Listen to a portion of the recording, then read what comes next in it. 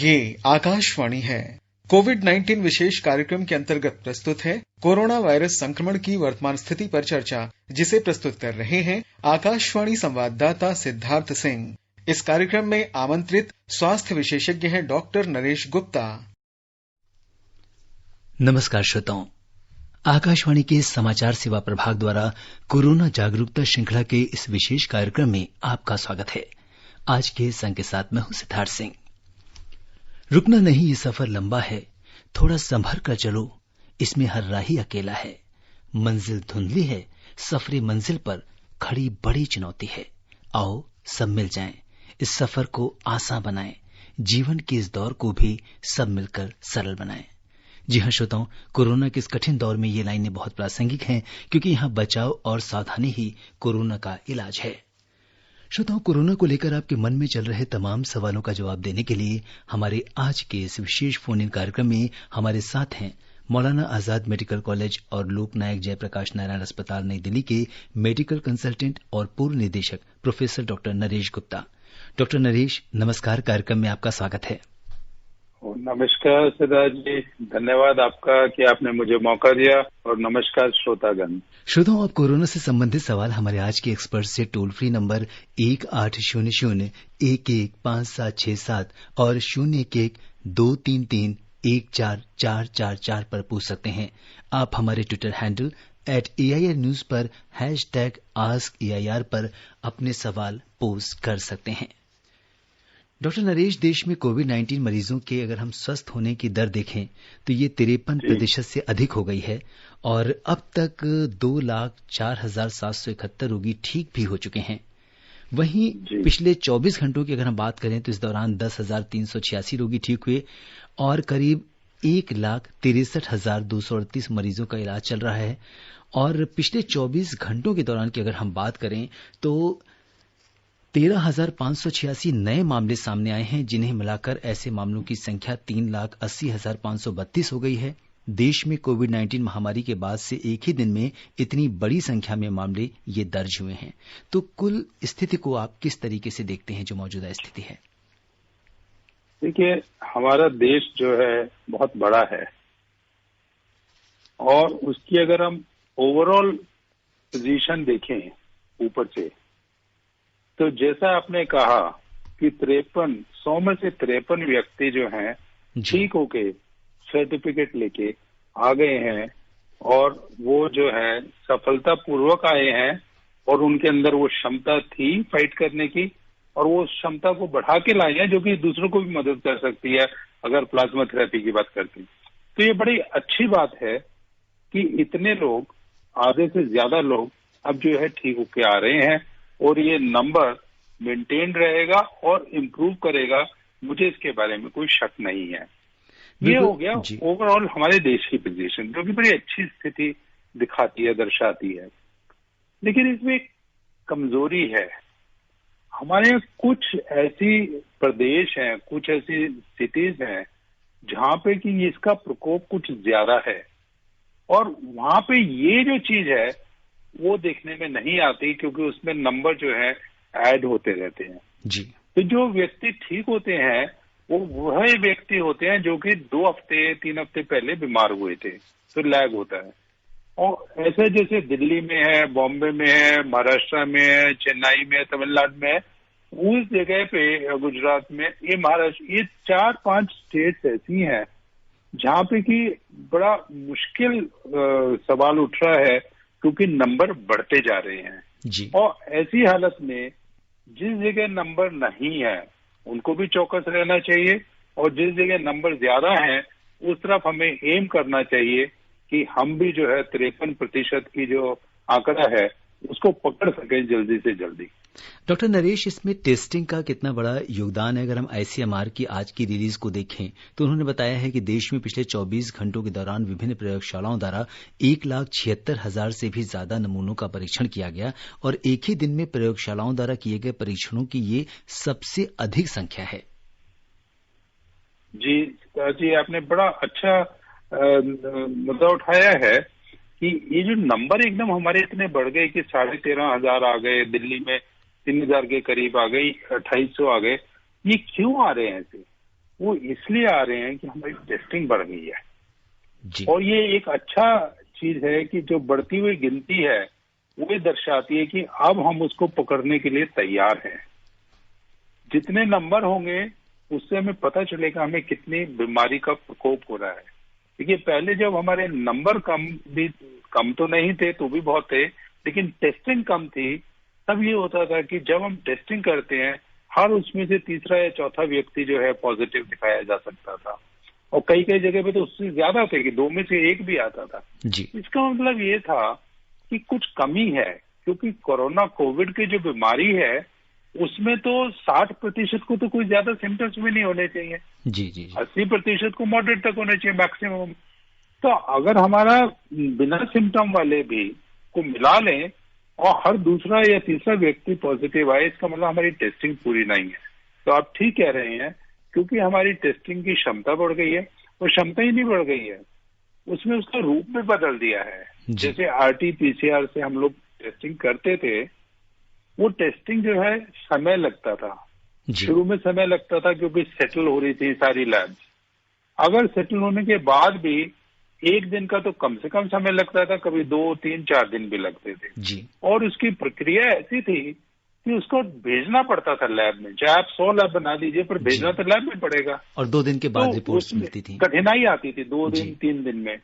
अब ICMR ने एक नई तकनीक लगाई है एंटीजन टेस्टिंग की जी। उसमें आपको आधे घंटे में ही रिजल्ट मिल जाता है, उससे भी कम में मिल जाता है और वो रिजल्ट वहीं पे मिल जाते हैं। हम कहते हैं पॉइंट ऑफ केयर, जिस जगह पे मान लीजिए हॉटस्पॉट है या मरीज है वहां आप टेस्ट करेंगे, वहीं आप उसका स्वाब लेंगे, वहीं आप उसको रिजल्ट दे देंगे। देखिए कितनी अच्छी बात है और उससे सस्ता भी है जी। तो ये तकनीक इतनी अच्छी है कि अभी इसको इसलिए लाया गया बीच में कि जिस जगह पे हॉटस्पॉट हैं वहां जाएं हमारे जो कर्मचारी हैं और वहीं पे टेस्टिंग करके वहीं रिपोर्ट देके वहीं फैसला कर लें कि इधर क्या करना है। उनको क्वारंटीन करना, आइसोलेट करना है, उनको क्वारंटीन करना है, उनको केयर हॉस्पिटल में भेजना है या और ज्यादा सिक हैं। तो डॉक्टर नरेश ये जो टेक्नोलॉजी सॉरी एक चीज और आई है कि सरकार ने ये फैसला करा है कि जो टेस्टिंग के जो ये कॉस्ट है जी उसको घटा दिया जाए। जो प्राइवेट लैब या जो भी चार्ज करती थी 4,500 RT-PCR टेस्ट का जो ट्रेडिशनल टेस्ट है जो कि गोल्ड स्टैंडर्ड है जी, उसको आधा कर दिया है। तो उसमें काफी लोग जो अपना कराना चाहेंगे वो बाहर से भी करा सकते हैं और उसमें पैसा कम लगेगा। लैब्स बढ़ा दी गई हैं। तो टेस्टिंग की बात आपने बड़ी अच्छी उठाई है कि टेस्टिंग में हमारी क्षमता जो है कई गुना बढ़ गई है और उसकी वजह से ये नंबर ज्यादा देखने को आएंगे। लेकिन हमको इस बात के ऊपर अपना नजर रखना है कि उन नंबर में से कितने व्यक्ति ऐसे हैं जो कि सीरियस हैं और हमारे अस्पताल के सीरियस वार्ड में जाते हैं या जिनको कि वेंटिलेटर या ऑक्सीजन की जरूरत पड़ती है। वो नंबर सबसे ज्यादा क्रिटिकल है। बाकी नंबर इतना ज्यादा महत्वपूर्ण नहीं है क्योंकि वो हम ये मान के चलते हैं कि ज्यादातर तो ठीक होंगे, लेकिन उनको हमें बचाना है जो कि सीरियस होके वेंटिलेटर वाली स्थिति में पहुंचते हैं। डॉक्टर नरेश, ऐसे अभी आपने बात की कि हमें आधे घंटे में रिपोर्ट मिल जाती है जो रैपिड टेस्टिंग है जो कोरोना के लिए, तो पहले जो हम RT-PCR करते थे या एलाइजा टेस्टिंग है, मतलब ये किस तरीके से दूसरी टेस्टिंग से अलग है कि हमें इतनी जल्दी से रिपोर्ट मिल जाती है? देखिए ऐसा है कि इसमें जो टेक्निक है ना वो थोड़ी अलग है। RT-PCR होते हैं reverse transcriptase polymerase chain reaction. तो उसमें एक तरह से जब वायरस को आप स्वैब पे ले लेते हैं तो वायरस का पहले ये वायरस DNA का नहीं RNA का होता है, तो RNA आइसोलेट करके DNA की कॉपी बना के और फिर आप उसकी कॉपीज को मल्टीप्लाई करते हैं जी। ये जो एंटीजन टेस्टिंग है इसमें आप देखिए कि पूरा का पूरा जो आपको सीक्वेंस लेना है वो लेने की जरूरत नहीं है। आप सिर्फ ये देखिए कि उसका कण कहीं पे है कि नहीं है। ये कोरिया से टेक्निक है जी, साउथ कोरिया से जी। और उसको आप वहीं पे जो है कलर रिएजेंट से, जैसे कलर रिएजेंट से काफी टेस्ट होते हैं हमारे, प्रेगनेंसी टेस्ट होते हैं, दूसरे होते हैं जी, उसमें वहीं पे करके देख लीजिए कि वो वहीं पे मल्टीप्लाई हो रहा है नहीं आता। तो उसको रैपिड को जो है और रैपिड बना दिया है और उसकी वजह से, हालांकि जाता उसमें जेनेटिक मॉलिक्यूलर टेस्ट ही है जी, पर वो और ज्यादा रैपिड कर दिया है, और उसकी वजह से, वो कलर की वजह से वहीं पे आप ट्रेन करके किसी को, वहीं पे आप उसका रिजल्ट ले सकते हैं। जी डॉक्टर नरेश, ये बहुत ही महत्वपूर्ण जानकारी टेस्टिंग के बारे में आपने हमारे श्रोताओं को दी, और इस बीच बहुत सारे हमारे कॉलर्स हैं, श्रोता हैं जो हमसे जुड़ गए हैं और आपसे सवाल पूछना चाहते हैं। सबसे पहले हम रुख करते हैं गाजियाबाद उत्तर प्रदेश का, जहां से रेशम सिंह हमसे जुड़ चुके हैं। हेलो हेलो सर, हम रेशम बोल रहे हैं सर। जी रेशम जी, कार्यक्रम में आपका स्वागत है, अपना सवाल पूछिए। हाँ जी सर, हम ये बोल रहे थे सर, जो हमारे पत्नी को है ना जी, नाक में जी बुखार रहता है और माथा जी घूमता रहता है सर। जी, इनकी वाइफ को फीवर है और सर में दर्द रहता है, तो क्या लक्षण हो सकते हैं सर? रेशम जी, कितना समय से चल रहा है बुखार? कितने दिनों से, हफ्तों से, महीनों से? जी अभी करीब 10 दिनों से बता रहे हैं, 10 दिनों से इनको बुखार है, इनकी पत्नी को। देखिए, उसमें जो है ना दिक्कत है, एक तरह से बुखार कोई बीमारी नहीं मानी जाती है हमारे उसमें। बुखार एक लक्षण है, उसके पीछे क्या बीमारी है वो बुखार सिर्फ कहने से नहीं पता चलेगा। बुखार के साथ में क्या तकलीफ है, या इनकी पत्नी जो है उनका कुछ ऐसा एक्सपोजर आया है जहाँ पे कि कोविड के केसेस थे, या फैमिली थे, या गैदरिंग थी कहीं पे, उसमें गए हों, तो कोविड का रिस्क रहेगा जी। और ये कोविड का रिस्क आजकल ज्यादा इसलिए है क्योंकि लॉकडाउन ढीला पड़ गया है, लोग बाहर जाते हैं, मार्केट में जाते हैं, लोगों के साथ मिलते हैं, और ये देखा गया है कि जितने भी क्राउडेड जगह है जहाँ पे कि सोशल डिस्टेंसिंग पॉसिबल भी नहीं होगा, कॉन्टेक्ट बहुत क्लोज होगा, और खासतौर से जो कवर्ड एरियाज हैं, अब तो मॉल भी खुल गए और बाकी भी चीजें खुल गई, मंदिर भी खुल गए, तो ये हॉल भी खुल गए, ये सब जितने हैं इसमें अगर गए हैं तो उसका रिस्क बना रहेगा, और उसमें ये जानना जरूरी है कि वो कोविड है कि नहीं है। अच्छा डॉक्टर नरेश जी, दूसरी चीज, जैसे ही गर्मी आती है हमारे पास दूसरी बीमारियों के बुखार भी आने शुरू हो जाते हैं। देखिए, एक बीमारी होती है जैसे ट्यूबरकुलोसिस होती है जी, वो शुरू से ही रही है हमारे यहाँ। 15 दिन के बुखार, 10 दिन का बुखार आएगा तो उसमें वो सोचना पड़ता है, उसमें खांसी है, कुछ जा रहा है, नहीं जा रहा है। और ट्यूबरकुलोसिस का मरीज पिछले 3 महीनों में उनको ये भी ध्यान रखना चाहिए कि अपनी दवाई ना छोड़ें। तो इनको मैं ये कहना चाहूंगा कि दूसरा वायरल फीवर भी हो सकता है, आप थोड़े समय में देखिए, और वायरल फीवर दूसरे भी आएंगे, डेंगू भी आएगा, कोई भी आ सकता है, हमें तैयार रहना है जी। तो ये सबसे अच्छा है कि किसी चिकित्सक से बात कर लें और सिम्टम्स को देख लें, और उसके हिसाब से अगर जरूरत पड़ेगी तो टेस्ट कर लेंगे। बुखार अगर ज्यादा है तो एक तो उन्हें तरल पदार्थ ज्यादा दीजिए, नींबू पानी दीजिए, शिकंजी दीजिए, लस्सी दीजिए, चाय दीजिए, कुछ भी दीजिए जी। और ज्यादा अगर बुखार है तो साथ में थोड़ा सा पैरासिटामोल दे दीजिए। और किसी भी चिकित्सक से, या हर जगह जितने भी कोविड के अस्पताल हैं, सेंटर है, वहां पे एक फीवर क्लिनिक चल रहा है जी। तो जैसे ही आप कहीं पे जाएंगे उसके बाहर ही मिल जाएगा आपको बोर्ड लगा हुआ, उसमें जाके आप नहीं तो सहायता ले सकते हैं। और डॉक्टर नरेश, इस बीच हमारे साथ जौनपुर से राजधर मिश्रा जी जुड़ चुके हैं। हेलो राजधर जी, नमस्कार, कार्यक्रम में आपका स्वागत है, अपना सवाल पूछिए। नमस्कार साहब, डॉक्टर साहब को मेरा नमस्कार। नमस्कार मिश्रा जी।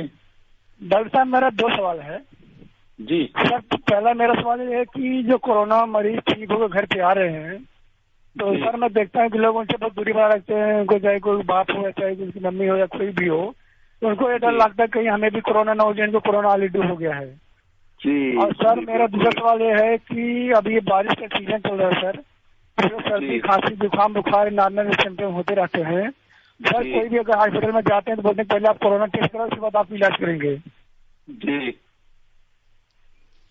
अच्छा डॉक्टर नरेश, इन्होंने 2 सवाल उठाए हैं, और जो पहला सवाल आपका बड़ा अच्छा है, सोशल स्टिग्मा की जो बात कही है।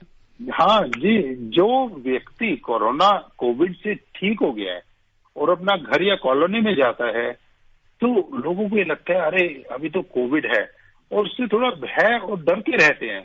ये बिल्कुल गलत बात है, ये बिल्कुल गलत बात है। मतलब वो है एक ऐसा व्यक्ति है कि जब वो पूरी तरह से ठीक हो जाएगा, स्वस्थ हो जाएगा, वो तो आपको कोरोना नहीं देगा, क्योंकि उसके अंदर कोविड से लड़ने की शक्ति आ गई है। उसके पास तो कोरोना जहां फटकेगा वो उसको मार के गिरा देगा। तो ये जो स्टिग्मा आ गया है हमारी सोसाइटी में कि हर लोग ये देखते हैं अरे कोविड है तो ये हमेशा के लिए कोविड है, वो गलत बात है। जो कोविड से ठीक हो गया है वो दूसरे व्यक्ति से ज्यादा सेफ है, वो आपको कभी बीमारी नहीं देगा ऐसी जैसे कि दूसरे से मिल सकती है। इसीलिए अब ये एक फैसला करा गया है कि जो व्यक्ति ठीक हो जाएगा उसको हम एक सर्टिफिकेट दे देंगे कि ये ठीक है, ये आपको रिस्क नहीं है किसी भी सोसाइटी में या कॉलोनी में या घर में, और इसको आप सपोर्ट ही नहीं करिए, इसकी आप मदद भी ले सकते हैं क्योंकि ये सब भुगत चुका है। तो ये बात इनकी बिल्कुल ठीक है कि जो व्यक्ति ठीक होता है उसका आदर करना चाहिए और उसको रेस्पेक्ट देना चाहिए और वो सोसाइटी का हिस्सा ही होना चाहिए। बहुत महत्वपूर्ण डॉक्टर साहब आपने यहाँ पे ये बारिश का मौसम आ रहा है, बारिश के मौसम में हमारे यहाँ बहुत बीमारियां आ सकती हैं। अगर पानी ठीक नहीं होता है तो मलेरिया आ जाता है, अगर हवा ठीक नहीं होती है मच्छर आते हैं तो डेंगू आ जाता है, चिकनगुनिया आ जाता है, एनकेफ्लाइटिस आ जाता है यूपी में और कई जगह पे दिमागी बुखार जिसको कहते हैं, और बाकी बहुत सारी बीमारियां जो कि हवा से फैल सकती हैं, मच्छर से फैल सकती हैं या पानी से फैल सकती हैं, और तीनों के रूप में कोई ना कोई कीटाणु लेके आती हैं। पीलिया का प्रकोप आ जाता है क्योंकि पीलिया का भी एक वायरस होता है।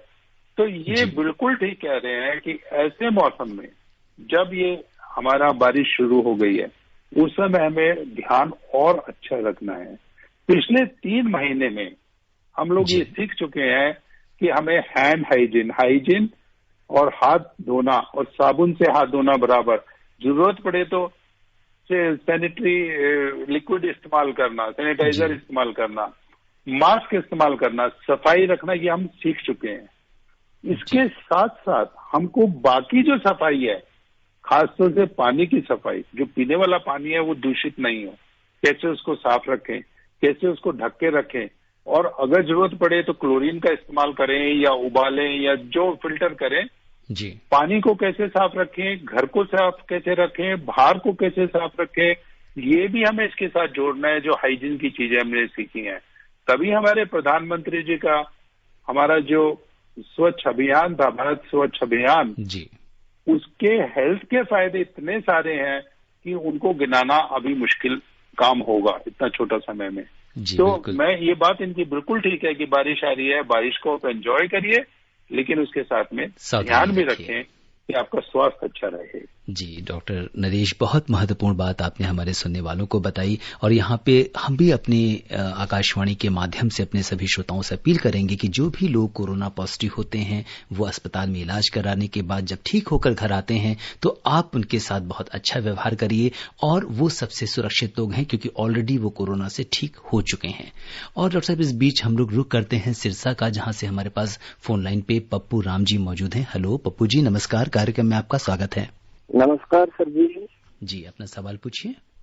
हेलो जी पप्पू जी, हम आपको सुन पा रहे हैं, अपना सवाल पूछिए। हाँ सर जी, मेरा प्रश्न 2 प्रश्न है सर जी। जी, मेरे पहला तो प्रश्न यह है सर जी, जैसे ये 3,80,000 जैसे मरीज हो चुके हैं, तो यह सर जी जो 2 लाख ठीक हुए हैं, यह क्या इम्यून है सर जी? और दूसरा यह है सवाल सर जी, जैसे चाय पीते हैं हमें, तो चाय से इम्यूनिटी बढ़ती है या घटती है सर जी? चाय पीने का बड़ा जोर रहता है सर। कि चाय पीने से इम्यूनिटी बढ़ती है या घटती है डॉक्टर साहब?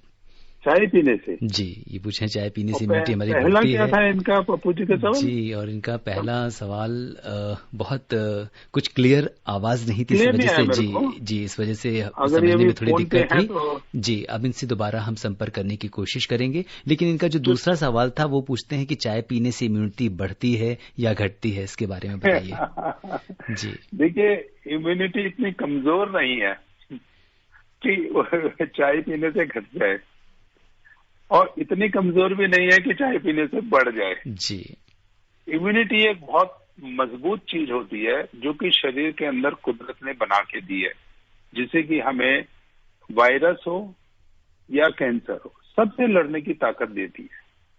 और ये इम्यूनिटी बढ़ती है अगर आपकी जीवन शैली अच्छी है। जी, ये याद रखिए कि इम्यूनिटी जो है, अगर अच्छी जीवन शैली, आपका खान पान अच्छा है, संतुलित आप भोजन लेते हैं, व्यायाम करते हैं, अच्छी आपकी सोच है, कोई आप गलत काम जैसे कि धूम्रपान है, मदिरापान है और सिडेंटरी हैबिट्स हैं, बैठे बैठे टीवी देखते हैं, ये सब नहीं करते हैं, तो आपकी इम्यूनिटी ठीक रहेगी, अच्छी रहेगी, मजबूत रहेगी। और इम्यूनिटी जो है आप उसको बस कम ही कर सकते हैं गलत बीमारी, गलत हैबिट से। आप इम्यूनिटी को ये नहीं सोचिए कि सुपर नॉर्मल पे ले जा सकते हैं जी। इम्यूनिटी में जो हम वर्जिश करते हैं, व्यायाम करते हैं, और मैंने कहा कि जीवन शैली के साथ साथ हम दिमाग को भी सोचें, अपना दिल को भी सोचें, मन को भी सोचें। इन सब के लिए अब आज हमारा तारीख 19 हो गया है, परसों हमारा विश्व योगा दिवस है जी। योगा दिवस में भी ये उभर के आएगा, अभी से आना शुरू हो गया है कि योगा से आपको फिजिकल बेनिफिट्स के अलावा मेंटल साइकोलॉजिकल बेनिफिट्स भी मिलते हैं और उससे भी आपकी इम्यूनिटी अच्छी आ सकती है। लेकिन ये चाय पीने से इम्यूनिटी के ऊपर आपको कोई फायदा नहीं होने वाला है। और चाय अगर आप एक बार पीते हैं तो चल जाएगा, अगर आप 100 बार पीते हैं तो उसका नुकसान भी आ जाएगा। जी डॉक्टर साहब, ये बहुत महत्वपूर्ण बात है।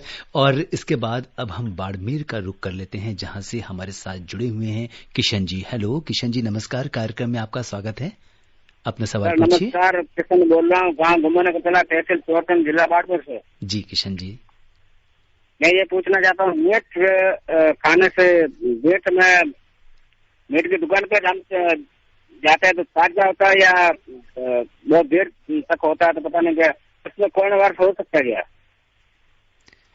शायद ये पूछना चाह रहे हैं कि कहीं पे, अच्छा मीट, ये पूछना चाहते हैं कि मीट से कोरोना फैल सकता है क्या डॉक्टर साहब? देखिए ऐसा है, मीट खाने से कोविड की बीमारी नहीं होगी, लेकिन मीट एक ऐसी चीज होती है जो कि कीटाणुओं को बहुत पसंद आता है। कोरोना उसमें नहीं आता है, वायरस उसमें नहीं मल्टीप्लाई करते हैं, बट बैक्टीरिया जरूर मल्टीप्लाई करते हैं। और अगर आप मीट खाते हैं तो आप उसको अच्छी तरह पका के खाएं। अगर मीट गर्म हो जाता है, मीट क्या सब्जी गर्म हो जाती है, मीट गर्म हो जाता है, कोई भी खाने की चीज अगर 65-70 डिग्री के ऊपर चला जाता है, 100 डिग्री पे वो उबलता है और उससे नीचे भी अगर पका रहता है, अगर वो अच्छी तरह पकाया जाता है तो उसमें फिर एक कोविड की बीमारी या ऐसी बीमारी आने का कोई अंदेशा नहीं रहता है। बट मीट में जो है सावधानियां ज्यादा चाहिए बनिस्बत की सब्जियों के। तो अगर आप मीट की दुकान में जाएं या मीट लाएं, आप देखें कि वो साफ सुथरा हो, वो गर्मी में और बरसात में, और हमारे यहाँ तो कॉम्बिनेशन आ गया, बरसात भी है और गर्मी भी है जी। ऐसे मौसम में मीट का अगर ठीक तरह से देखभाल नहीं करी जाए तो वो बड़ा बिगड़ जाता है और कई और बीमारियां भी कर सकता है। तो कोविड की तरफ से आप चिंता ना करें जी। और डॉक्टर साहब बुना हुआ पका के अच्छी तरह से खाएं। हमारे पास सोशल मीडिया पे एक सवाल आया है कि जब कोई कोरोना का मरीज अपने 14 दिन के आइसोलेशन के पूरा करने के बाद अस्पताल से घर वापस आता है या घर पे ही अगर वो आइसोलेशन में है और उसका आइसोलेशन पूरा हो जाता है वो पीरियड, तो उसके बाद उसे क्या सावधानियां रखनी चाहिए? देखिए आमतौर से ये देखा गया है कि जो कोरोना के मरीज हैं वो 2 हफ्ते में ठीक हो जाते हैं। तो अगर उनको कोई सिम्टम्स नहीं है, अब तो पॉलिसी भी आ गई है 3 दिन सिम्टम्स नहीं है तो हम उसको जल्दी भी और 10 दिन में भी कर देते हैं, तो उसको 2 हफ्ते के बाद चिंता की बात नहीं है। लेकिन उसको ये ध्यान रखना चाहिए कि उसके सिम्टम्स, ये कई बार हम मान के चलते हैं कि अभी तो मेरा थोड़ा निमोनिया था, अभी बचा हुआ है, वो भी ठीक हो जाएगा, या मेरी कमजोरी आई थी वो भी ठीक हो जाएगा, कई लोगों का वजन कम हो जाता है वो भी ठीक हो जाएगा। ठीक तो सब हो जाएगा, लेकिन उसमें उनको ध्यान रखना है कि जो भी उनकी तकलीफ थी वो पूरी दूर हो जाती है अगले कुछ दिनों में और वो बिल्कुल नॉर्मल आ जाते हैं। अगर वो नॉर्मल नहीं आते हैं तो कई मर्तबा कोविड की बीमारी भी खिंच सकती है। एक तो उनको ये ध्यान रखना है कि वो बीमारी नहीं खिंच रही है, और आने के बाद भी उन्हें अगले 1 हफ्ता मिनिमम 1 हफ्ता और ध्यान रखना है कि बाकियों से जब इंटरेक्ट करें थोड़ा आराम से करें और बड़ी क्राउडेड जगह पे ना जाए, और खाना पीना आप अपना नॉर्मल करिए।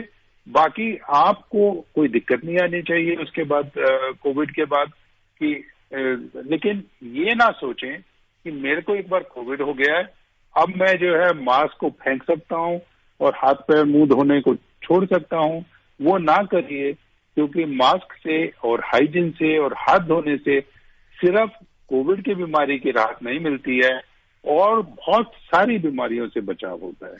तो ये अच्छी जो हमारी प्रैक्टिस है, इनको आप कोविड से ठीक होने के बाद भी ना तिलांजलि दीजिए। जी, और डॉक्टर साहब अब हम अगले कॉलर को ले लेते हैं। इस बीच हमारे साथ मंडी हिमाचल से जुड़ चुके हैं राजेंद्र जी। हेलो राजेंद्र जी, नमस्कार। कार्यक्रम में आपका स्वागत है, अपना सवाल पूछिए। राजेंद्र जी, क्या आप हमें सुन पा रहे हैं? हेलो, नमस्कार जी। जी नमस्कार। हेलो जी राजेंद्र जी, आपकी आवाज आ रही है, अपना सवाल पूछिए। मैं सर नागेंद्र सिंह नेगी बोल रहा हूँ, सरका घाट मंडी हिमाचल से जी नागेंद्र जी। सर मेरा सवाल ये है कि घर में बुजुर्ग हैं, मदर 85 और 89 के जी, तो जो बुजुर्गों वाली प्रॉब्लम होती हैं अक्सर वो हैं जी। तो जैसे रेड जोन से ग्रीन गांव में लोग आ रहे हैं बहुत ज्यादा तादाद में, यहाँ पर भी सरका घाट में काफी केसेस हो गए। तो हम ये चाहते हैं कि घर में जैसे हम अपना एक केयर सेंटर अगर घर में ही केयर यूनिट अगर जिसमें ऑक्सीजन हो, तो लाइफ सेविंग ड्रग्स और ई संजीवनी जो सिस्टम इन्होंने शिमला में शुरू किया है ना सर, टेलीफोन से डॉक्टर्स के साथ जुड़ सकते हैं, तो उसमें हम क्या मतलब और क्या क्या हमें इसमें ऑक्सीजन के साथ लाइफ सेविंग ड्रग्स किस तरह की रखनी चाहिए, जो कि वक्त आने पे, क्योंकि इंटीरियर में थोड़ी प्रॉब्लम होती है सर, हॉस्पिटल में जाना नहीं चाहते जी, हॉस्पिटल में फैसिलिटीज तो है लेकिन वहां तक जाने का मतलब है बीमारी घटना जी। डॉक्टर साहब आपका जवाब। नागेंद्र जी का विचार है कि अपने बुजुर्ग लोगों के लिए, क्योंकि जाना उनके लिए मुश्किल है, क्या है हम एक छोटा सा अस्पताल घर में खोल सकते हैं जिसमें कि वेंटिलेटर भी हो, ऑक्सीजन भी हो और कुछ ऐसे दवाइयां भी हो जो कि इसके लिए। तो पहला चीज तो मैं नागेंद्र जी को बताना चाहूंगा कि अभी तक हमारे पास कोई रामबाण दवा नहीं है कोविड को इलाज करने के लिए। तो जो हम दवाइयां देते हैं वो दवाइयां दो मकसद से दी जाती हैं। एक तो यह कि कुछ दवाइयां ऐसी हैं जिनको कि अभी जिसके ऊपर रिसर्च चल रही है लेकिन नतीजे ये आ रहे हैं कि शायद उससे फायदा होता है। दूसरी दवाइयां वो हैं कि जब कोविड से निमोनिया होता है तो उसमें और सुपरएडिड बैक्टीरियल इन्फेक्शन आती है तो उसके लिए एंटीबायोटिक दी जाती है। जब इंसान की बीमारी बढ़ जाती है तो कई दवाइयां इनमें से, ज्यादातर दवाइयां इनमें से नसों में दी जाती हैं, जो कि घर में मुमकिन नहीं होता है जी। दूसरा ये कि दवाइयां ये थोड़ी स्ट्रांग होती हैं तो इनके साइड इफेक्ट भी आ सकते हैं। हम ये नहीं चाहेंगे कि अच्छा करने के बजाय उसमें कोई साइड इफेक्ट आए और घर में उसको आप ना मैनेज कर पाए। बुजुर्गों को बचाना जरूरी है, ये बात पक्की है। अब अगर आप ऑक्सीजन भी रख लेंगे, आपको नहीं मालूम कि किस समय ऑक्सीजन देनी है नहीं देनी जी। इन सब को आप सोचिए, लेकिन इन सब से अच्छी चीज ये है कि उनका आप बचाव करिए, और बचाव करना बहुत आसान है। मैं आपको बता रहा हूं कि जो सरकार हमारी इतनी बताती है, हमारी क्या किसी भी देश की सरकार बताती है, वो सोच समझ के ऐसी एक तकनीक बताती है जिससे कि आप बचाव कर सके। जी डॉक्टर नरेश, बार बार कहते हैं मास्क है, हैंड वॉशिंग है, दूसरों से बच के रहना है, रेड जोन वालों को उनके पास नहीं आने देना है। बिल्कुल डॉक्टर साहब, अब समय हमें इजाजत नहीं दे रहा कि हम इस चर्चा को आगे बढ़ाएं। डॉक्टर नरेश, आप कोविड-19 के इस विशेष कार्यक्रम से जुड़े और आपने हमारे श्रोताओं के प्रश्नों का उत्तर दिया, आपका बहुत बहुत धन्यवाद जी। श्रोताओं, आज के अंक में बस इतना ही। कोरोना के प्रति जागरूकता और सावधानी ही कोरोना से बचाव है, इसीलिए हम आपसे यही अनुरोध करेंगे कि आप अपने आसपास स्वच्छता बनाए रखिए, हाथ धोते रहिए, मास्क पहनिए, सोशल डिस्टेंसिंग का पालन करिए और अपने मोबाइल फोन में आरोग्य सेतु ऐप जरूर डाउनलोड कीजिए। आप स्वस्थ और सुरक्षित रहते हुए दूसरों को भी सुरक्षित रखें, इसी कामना के साथ दीजिए मुझे अनुमति। कोविड-19 विशेष कार्यक्रम के अंतर्गत अभी आप सुन रहे थे कोरोना वायरस संक्रमण की वर्तमान स्थिति पर चर्चा, जिसे प्रस्तुत कर रहे थे आकाशवाणी संवाददाता सिद्धार्थ सिंह। इस कार्यक्रम में आमंत्रित स्वास्थ्य विशेषज्ञ थे डॉक्टर नरेश गुप्ता। ये कार्यक्रम आकाशवाणी के समाचार सेवा प्रभाग द्वारा प्रस्तुत किया गया। इसे आप हमारे mobile app news on AIR पर भी सुन सकते हैं। इस कार्यक्रम के संबंध में अपनी प्रतिक्रिया आप हमें ईमेल कर सकते हैं। पता है AIRNSDtalks@gmail.com। ये कार्यक्रम फिर से सुनने के लिए लॉग ऑन करें हमारी वेबसाइट newsonair.com।